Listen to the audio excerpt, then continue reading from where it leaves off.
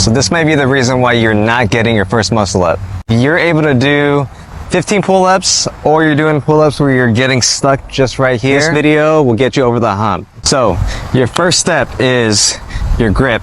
You want to go at a shoulder width grip. So you step somewhere in front of the bar, and whatever your shoulder width is, this is the type of grip you want to have. Second is how you grip the bar. It's very important. There are two ways. You can go over, or thumb under. When doing a muscle up, I recommend you do thumb under, only because when you get to the very top, that happens. That's happened to me. It's happened to everyone. When you're tired, that can happen. Also, when you're up in the air that high, a lot of people are afraid of heights. So gripping under secures a lock. Third step, you want to drive your knees as you're coming up to the bar, and you want to bring it as high up as you can. If you can bring it to your chest, that's great. And you're going to start getting higher and higher and higher as you start pulling. And lastly, this is the point where you know you're high enough for the muscle up, is when the bottom of your chest lines up with the bar.